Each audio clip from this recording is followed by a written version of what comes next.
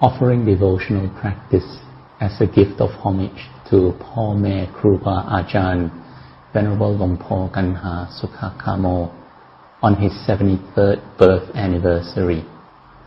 Dhamma Talk from the Buddha's Teachings, March the 5th, 2023.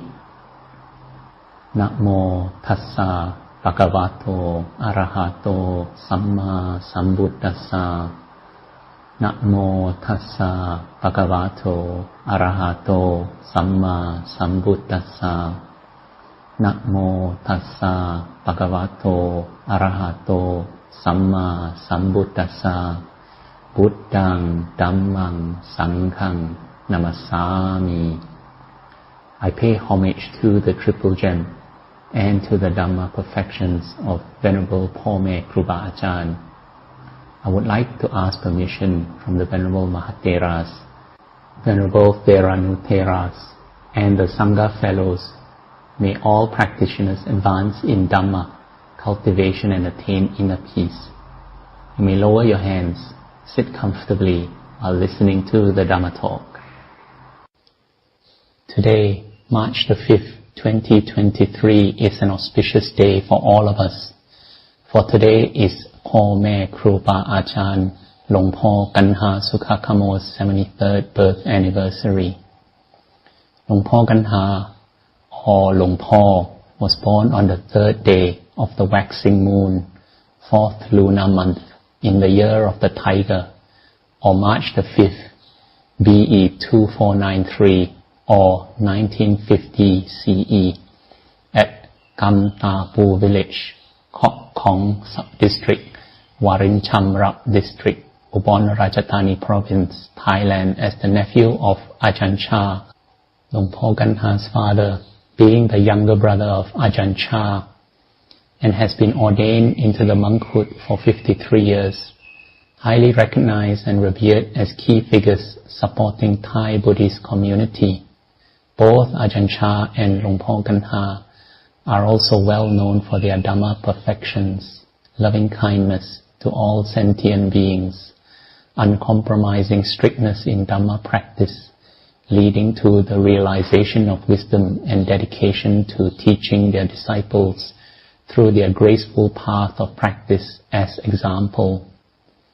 Luang Por has kindly shared memories of his childhood as follows.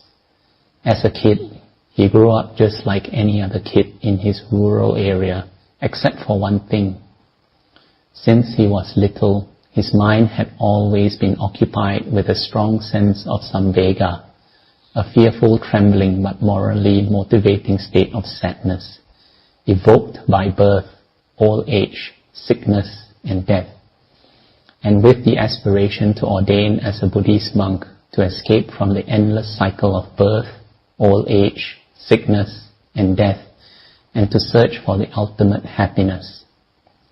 The event that caused this arising of the sense of samvega was his elder brother's death at the young age of 18. Diligent, determined, and patient, his elder brother was a great help in all family matters, a key person in raising his younger siblings, and the main provider for the family. On the day that his elder brother passed away, his mother was devastated, cried tears of blood and screamed as if she had lost her mind. Having witnessed his elder brother slowly passing away and his mother's tragic state right in front of his eyes, as a 6-year-old child, Luang Por was shocked and shaken to the core as he realized the reality of life as it is: birth, old age, sickness, death, and separation from what is dear to us. Ever since, deep down inside the 6-year-old boy's mind, samvega arose and never ceased to exist, as well as the determination to ordain into the monkhood. After the incident of his eldest brother's death, which made him understand suffering from birth, old age, sickness, and death, Luang Por clearly realized the dangers of lay life and samsara, the endless cycle of birth and death.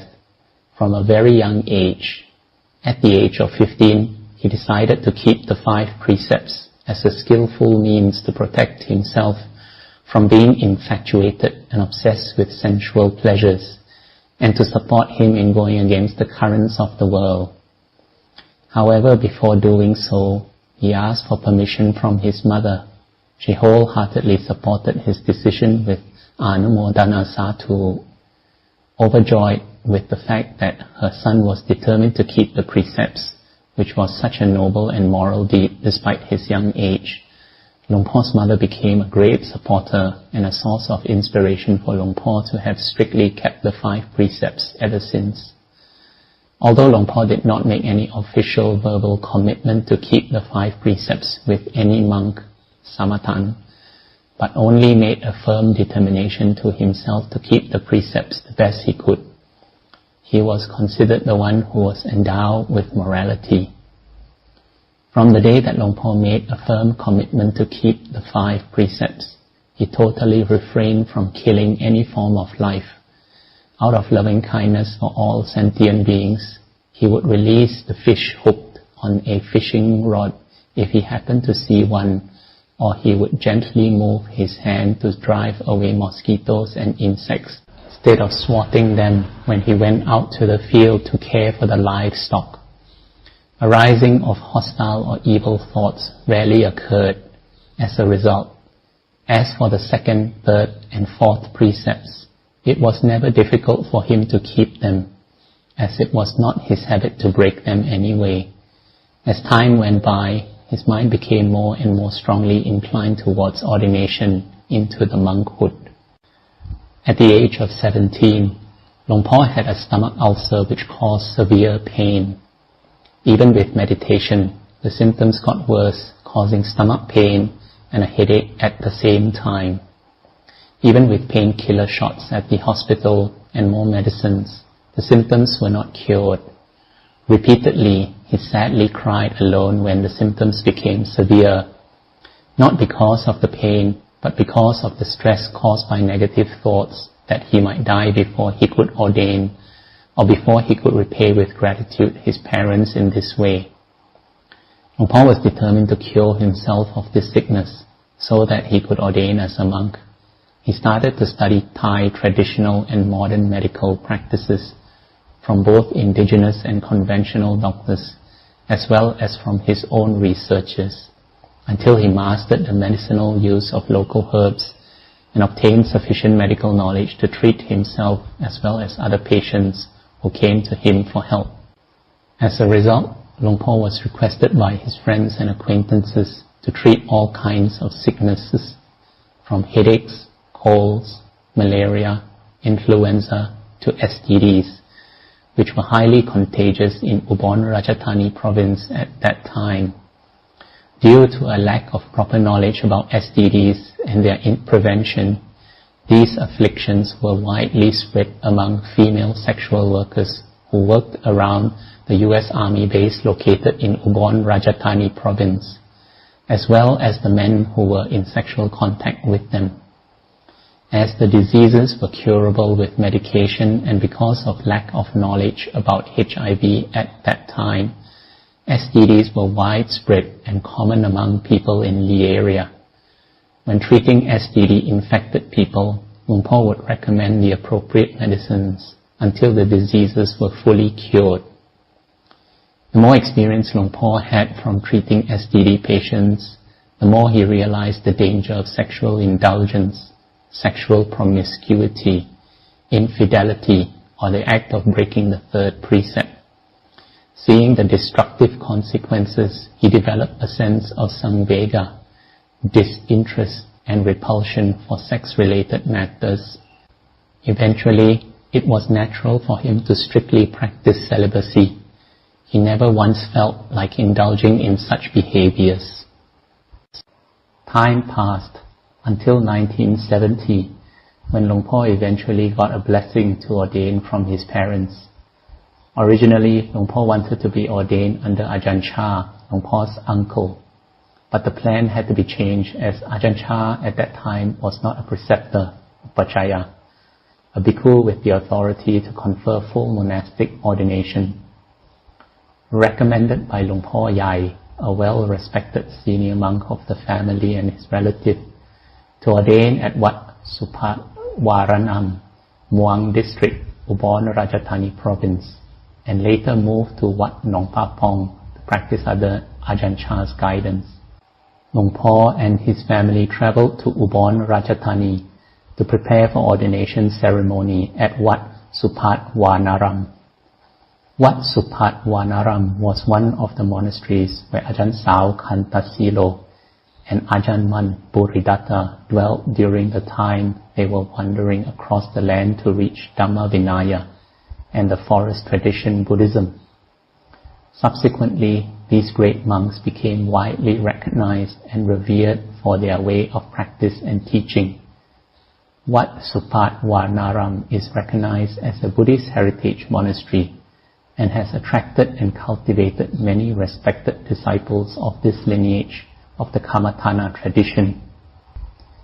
At Wat Supatwanaram, after ordination as Anagarika with shaved head and white clothes, Luang Po undertook the observance of the 8 precepts, memorized and practiced all required chanting verses, including formal requests for going forth in full ordination, Papaja Upasampada, Naga chant, formal requests for precepts, Anumodana and blessing chants, morning and evening chants, as well as 7 Parita chants.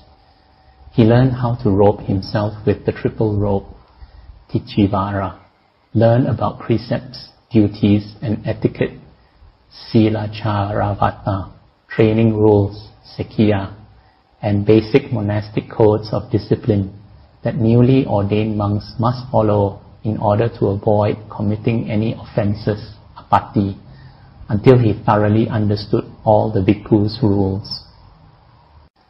After 3 months of practicing as Anagarika, observing 8 precepts, and eating only 1 meal per day, on July 4th, 1970, at 1:40 p.m., Luang Po ordained as a monk at Wat Supatwanaram.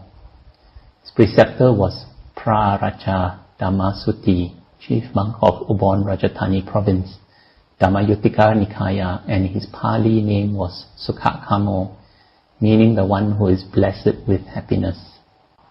After the full ordination ceremony, although regarded as a new bhikkhu, Navaka, Luang Po strictly followed Dhamma Vinaya and gracefully performed vata, duties concerned with conduct, by being well behaved and self-restrained, with shame and fear of wrongdoing, Hiri Ottappa, as the protectors of his mind. Luang Po taught that, especially as a new bhikkhu, it was extremely important to develop the sense of shame and exercise special care when performing all kinds of activities.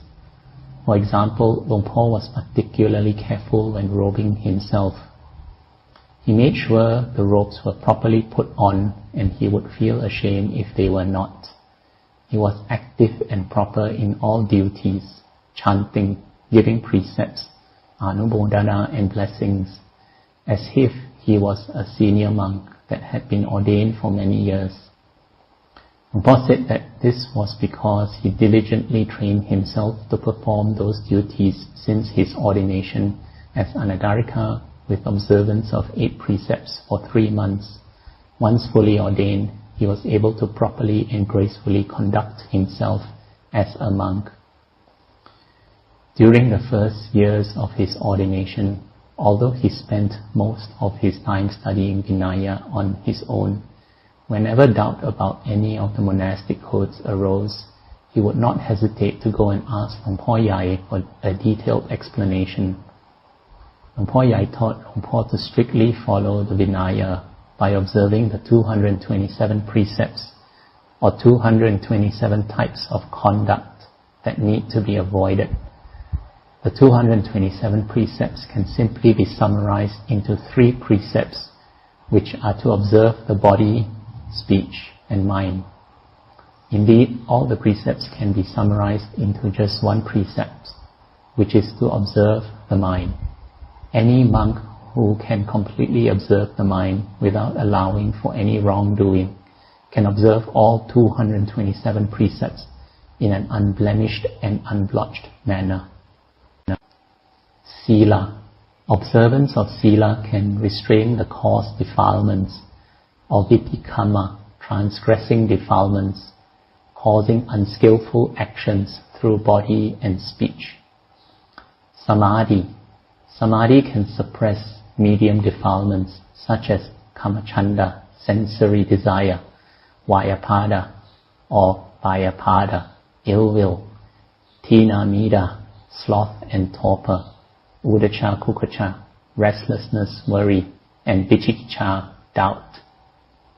Panya, subtle defilements such as anusaya defilements, latent tendencies, avijja, ignorance, tanha, desire, upadana, attachment, are completely eradicated through panya, leading to the attainment of enlightenment. One of Luang Por's constant reminders is, attaining Nibbana is not that difficult, just follow the breath. Whoever wishes to attain Nibbana, from this second onwards, just be mindful of every single breath, day and night, and do not miss even a single one. Those with complete Dhamma perfections will surely attain Nibbana soon, within 7 days or up to 7 years, or at the latest before their last breath. Luang Por's aforementioned teaching may sound simple, but it refers to the highest level of ultimate truth, Paramatta Satcha, that is, those who can continuously maintain mindfulness of every single breath, day and night, without fail, are the ones who have already fully cultivated Indriya, spiritual faculties, including Sati, Samadhi, Panya. However, this path of practice is sensible and doable for all of us, that is, cultivating mindfulness of the breath, Anapanasati. Even as new bhikkhu, still learning how to practice in accordance with Dhamma Vinaya, Luang Por developed self-restraint, strictly followed Sikha Karavata, training customs, gracefully performed vata, duties concerned with conduct, and never allowed himself to break any one of the monastic disciplines, even the small offences, apatti. This was because his mind had cultivated a sense of shame and fear of doing evil, as well as integrity towards himself and the Lord Buddha, which acted as a strong foundation for the cultivation of morality, regarded as elegant cloths for Buddhist bhikkhus. On the other hand, minds without shame and fear of doing evil will reflect the blemished morality of such people, even before any evil speech or thoughts arise. Luang Por once taught that the observance of the 5, 8, 10, or 227 precepts, sila, is just conduct or practice to enable a normal life. But if one can perfectly observe the mind by not allowing any wrongdoing, that is regarded as Ariya Kanta Sila, explained in the Ariya Thanagatta, noble wealth, as Silancha Yassa Kalayanam Ariya Kantang Asang Sitang, or admirable virtue that is praised and cherished by the noble ones. Ariya Kanta Sila constitutes the 5 following attributes: Akhanda, unbroken; Achira, untorn; Asabala, unblemished; Akhamasa, unblotched; Puchisa, liberating.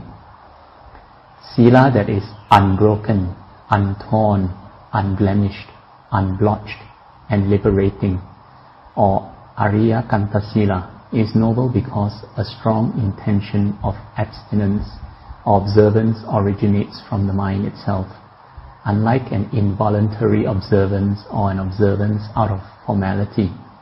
Liberating in this case means freedom from desire and defilements, kilesa tanha, from I and mine or ego self. When one can fully observe one's mind, sila becomes complete in the beginning, complete in the middle, and complete in the end, while shame and fear of doing unskillful acts, hiri ottappa, are the foundations of sila, Complete Sila is then the foundation of Samadhi, and perfect Samadhi, full of insight or Vipassana Panya, totally purifies the mind. This is why Luang Por particularly praises and honors those who live by virtue of Hiri Ottappa. Having cultivated and lived by the virtue of Hiri Ottappa since the day of his ordination, Luang Por has thus become a widely respected monk, worthy of the reverence of all people everywhere. When we wholeheartedly pay respect and express our gratitude towards Luang Por, we do not do so only to his physical body, but more importantly to the purity of his mind. The purity of the mind, the source that leads to the wisdom of enlightenment, cannot be certified or validated with a rubber stamp or by any authority. One has to certify and validate one's own purity of mind, as addressed by the Buddha thus: Sudi asudi pachatam jnano anyam visodaye. Purity and impurity depend upon oneself. No one can purify another. Hiri Ottappa is regarded as Ariya Vinaya, discipline practiced by the noble ones. During the times when the Sangha strictly follows Ariya Vinaya, Buddhism becomes firmly rooted in that community. Dhamma becomes widespread and popular, and the people are firmly established with right view, Sammaditthi, leading to the right practice and thus to the birth of noble ones, Arya Sangha, everywhere. On the other hand, at times when the Sangha has loose morals and lacks discipline and lacks Hiri Ottappa, Buddhism declines. Dhamma becomes distorted and misinterpreted to facilitate actions that benefit the Sangha's cravings, and people follow wrong views, Micchaditti, leading to an emergence of shameless monks, Alaji, everywhere. Luang Por once gave a very profound and heartwarming teaching to train and allow your mind to be peaceful and at ease, or Jai Sabai. Nothing compares to Jai Sabai. Make an effort to let happiness arise in the present moment by breathing fully and properly.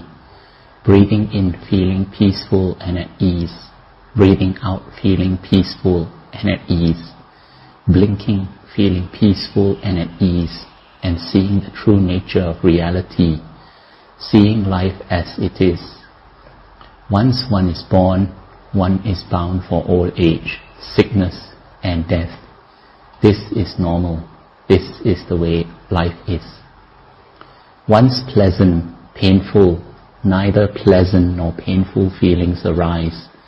Just know them and let go of them by contemplating that pleasant, painful, neither pleasant and painful feelings are not sure. Bring to mind the unsure nature of all things. Contemplate on unsureness regularly until the mind is fully aware of the unsure nature of the world and can see things the way they really are. That is, not indulging in sensual pleasures arising from contacts, phassa, of the eyes, ears, nose, tongue, the body and the mind. Seeing things the way they are. The unsureness used as the object of meditation is the core and the heart of the ultimate truth, Satya Dhamma of Buddhism. Most of us have underestimated the importance of unsureness. Even though our eyes are perfectly functional, they are useless as we keep looking at objects that are harmful to the mind. When contacts happen, if we fail to see things the way they are, we eventually become slaves to those contacts. They make us happy or suffer, make us laugh or cry again and again. Suffering arises at this stage and also passes away at this stage too. If we mindlessly let our eyes, ears, nose, tongue, body and mind be in contact with external attractions, that is the condition for attachment, craving or desire, tanha, clinging, upadana, and suffering to arise. On the other hand, if we are constantly mindful of the contact happening with our eyes, ears, nose, tongue, body and mind, the conditions for the arising of craving and suffering cease to exist, and so do the craving and suffering.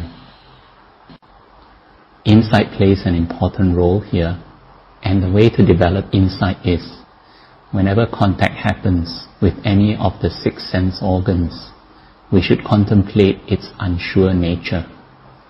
Be mindful of its impermanence by watching the emotions arise, abide, and pass away or change into other forms, and realize that nothing remains the same forever.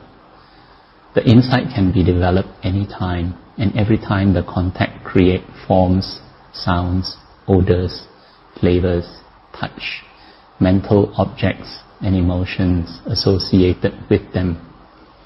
If we see the impermanent nature of contacts and emotions associated with them at this stage, insight arises.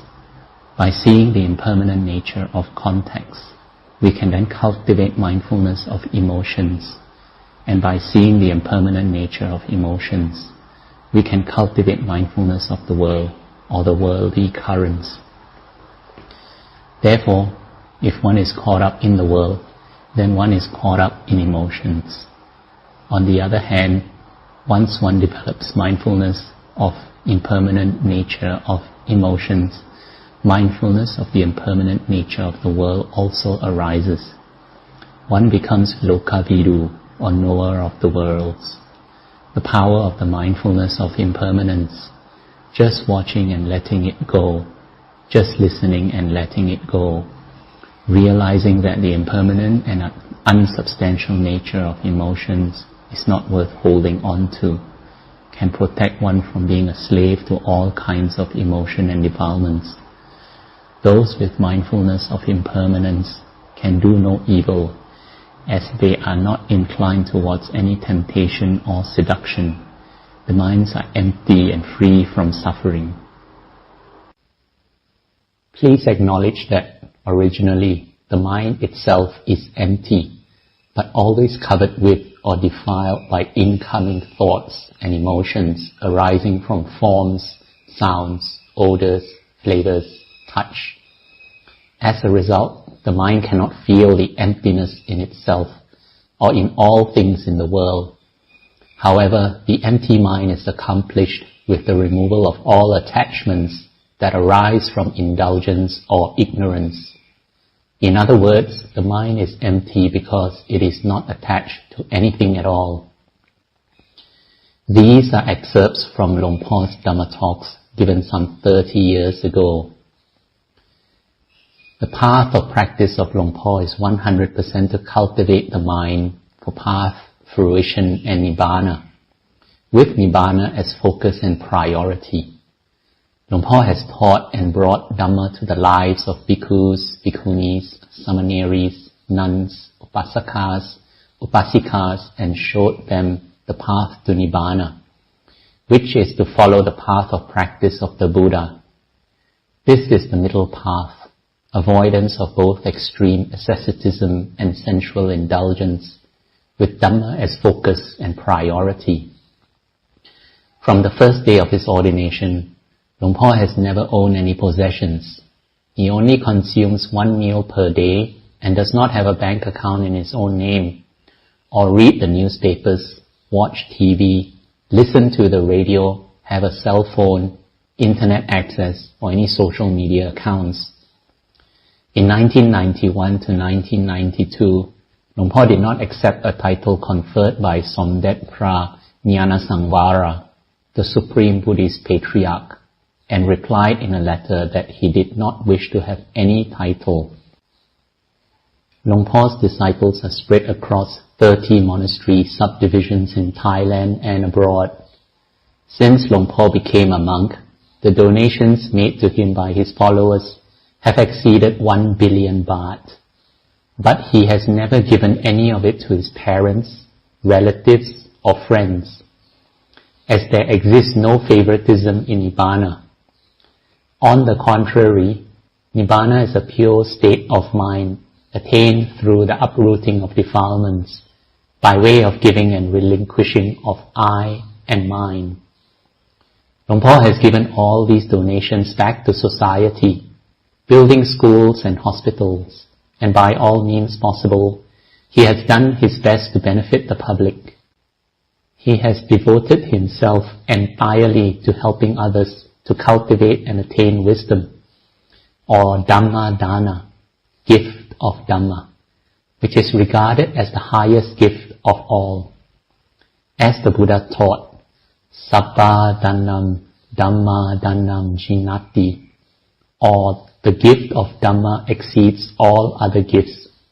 Thus, the path that Luang Por has practiced is that of giving, relinquishing, and following the path of practice of the Buddha, of Venerable Ajarn Man, Venerable Ajarn Chah, Venerable Ajarn Mahabua, and Venerable Buddhadasa Bhikkhu, all of whom are Arahants of Thailand.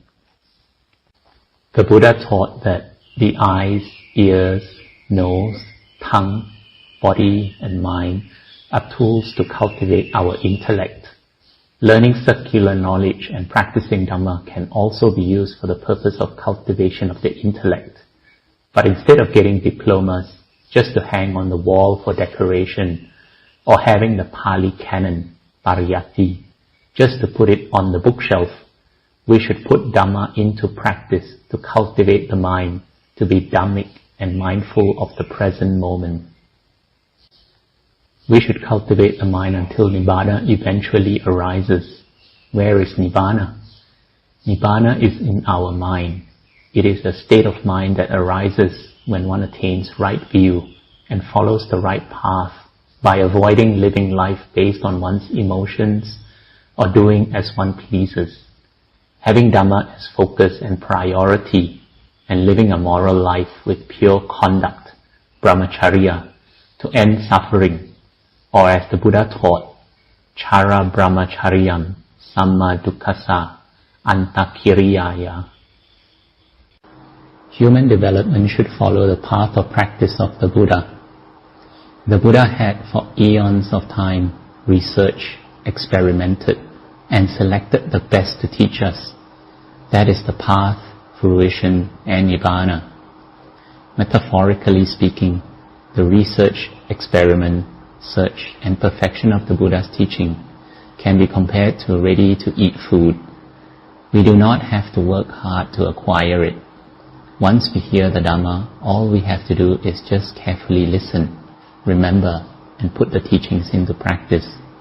Then we can eventually achieve the highest goal in Buddhism, enlightenment. Technological development is necessary, but it is only development of external objects. The Buddha taught that to walk the middle path, we should cultivate the mind within, and the way to do this is to practice the Noble Eightfold Path. 4 stages of awakening, Sotapanna, Sakadagami, Anagami, and Arahant, can also be attained through the practice of the Noble Eightfold Path, which Luang Por has shown by way of his example and by giving clear instructions for all of us to follow. Following the path of practice of the Buddha, Venerable Ajarn Man, Venerable Ajarn Chah, Venerable Ajarn Mahabua, Venerable Bhikkhu Buddhadasa, and other homage Kruba Ajarn, Luang Por is thus an ultimate role model of a true monk. The goal of the practice here at the monastery, or its subdivisions, is to fully follow the path of practice of the Buddha for the path, fruition, and Nibbana. Venerable Ajarn Mahabua gave advice to Luang Por some 20 to 30 years ago. He said that only one birth anniversary ceremony is appropriate. That is the ceremony for the Lord Buddha, and to avoid arranging ones for the monks. Therefore, although today is Luang Por's birth anniversary, Luang Por requested everyone not to arrange any ceremony for him. Luang Por has lived for 73 years, and tomorrow he will turn 74. Every day that passes by is a day less of his life and time. The Lord Buddha lived until 80 years of age, and human beings normally live no longer than 100 years.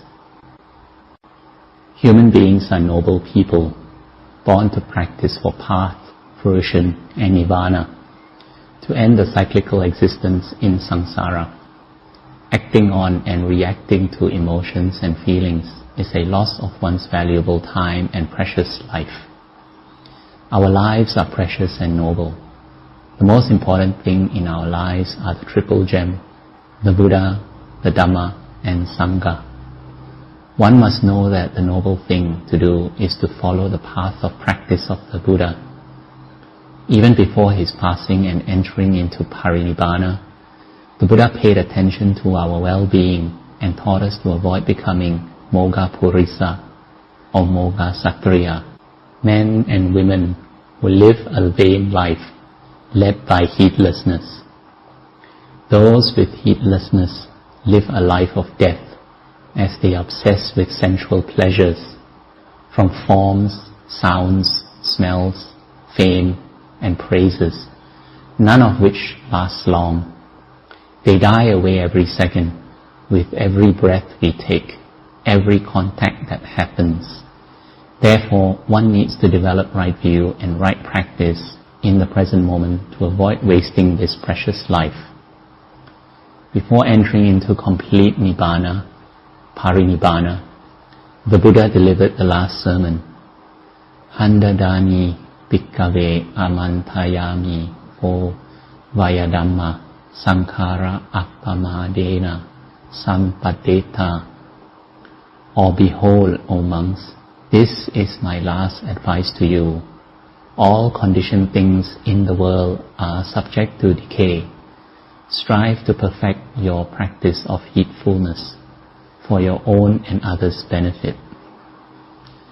Although the Lord Buddha has passed away, we should all take part in continuing the legacy of the Buddha, Buddhism, Dhamma Vinaya, and the Buddhist virtues, namely jhana, vipassana, path, fruition, and nibbana. By also continuing the legacy of homage Kruba Ajarn, our lives will not be in vain, and we will be worthy of the golden chance to be born as noble human beings who are truly born for nibbana. With reverence to Luang Gunhah, I am writing these grateful memories from the heart. With gratitude and determination in Dhamma Vinaya, I offer my devotional practice to Luang Gunhah. The Lord Buddha, the Exalted One, possessing far greater wisdom than all other humans and devas, shows all sentient beings the only path and assures us that the path can overcome suffering, and defilements that sadden the mind can overcome sorrow and grief, so that we can leave mournful and gloomy times behind. By walking the path, one can be rid of sorrow and suffering, regardless of how deep they are, enjoy the bliss from Dhamma practice, and finally attain the immortal Nibbana. The only path as taught by the Lord Buddha is called Mahasatipatthana, the practice to establish mindfulness, which leads to the purity of the mind. Luang Gunhah spreads immeasurable loving kindness to all sentient beings, perfect in both walking the path of practice and gracefully maintaining duties and etiquettes. Venerable monk who is distinguished in discipline, practice and meditation, strictly adhering to the Buddha's teachings. Wholeheartedly, I prostrate myself to pay reverence to Luang Gunhah, as opposed to acting or reacting based on emotions, feelings or thoughts, or doing it as I please. I will put Dhamma as focus and priority, so that I am worthy of being called a disciple of Luangพ่อแม่ครูบาอาจารย์ Luang Gunhah. Through the power of the skillful merit accumulated as a result of devotional practice offered by the Sangha, disciples and lay followers to Luang Gunhah on his 73rd birth anniversary, may Luang Gunhah live a healthy and long life and continue to be the protector and place of refuge for all his disciples. lay followers, and Buddhist communities. May we all together say Sadhu with rejoicing.